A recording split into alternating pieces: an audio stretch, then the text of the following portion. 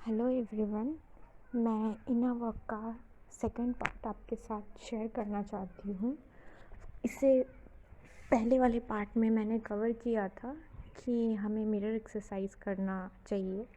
इस पार्ट में मैं आपको एक्सप्लेन करूँगी कि हमारे जो ब्लॉकेजेस हैं उन्हें कैसे क्लियर करना चाहिए।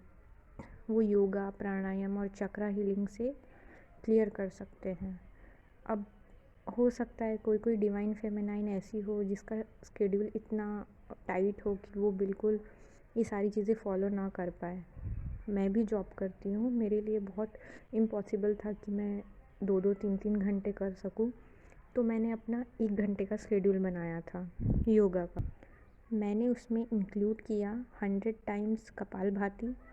एक्चुअली हम डीएफ का ज़्यादा सोलार प्लेक्सिस, नीचे के जो 3 चक्र होते हैं वो ब्लॉक होता है, मूलाधार, सोलार प्लेक्सिस एंड हमें इसके ब्लॉकेजेस क्लियर करने के लिए योगा करना बहुत ज़रूरी है।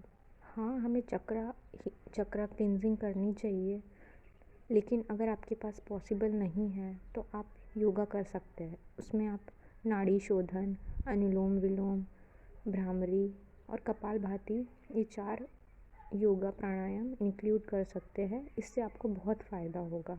आपके ब्लॉकेजेस क्लियर होंगे, आपका सोलार प्लेक्सिस एक्टिव हो जाएगा, नीचे के पूरे 3 चक्र एक्टिव हो जाएंगे। और जब आप डेली में आपको चक्र हीलिंग करना ही है एक बार, उसके अलावा आपको 15 मिनट्स इस प्राणायाम को देना है, नाड़ी शोधन, अनुलोम विलोम एंड कपालभाति।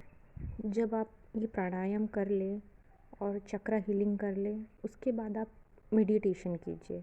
5 मिनट ही सही, लेकिन कीजिए। शांत होकर बैठ जाइए और कुछ मत सोचिए, बी ब्लैंक।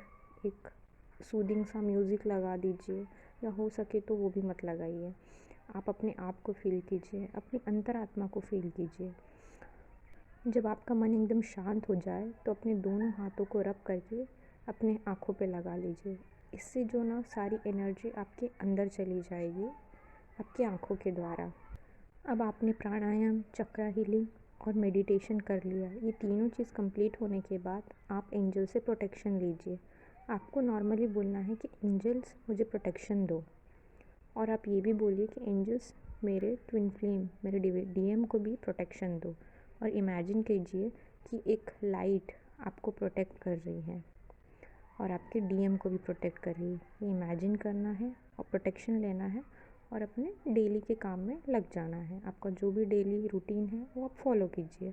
ज़रूरी नहीं है कि आपको दिन भर यही करना है। ये आपका सेकंड पार्ट में बोल सकती हूँ इनर वर्क लेसन में। इससे आप और बहुत करीब आ जाएंगे, आपका सेपरेशन बिल्कुल ख़त्म हो जाएगा ये सारी चीज़ें करने के लिए। मैं नेक्स्ट पार्ट में इंक्लूड करूँगी आगे की जो चीज़ें जो हमें करनी है।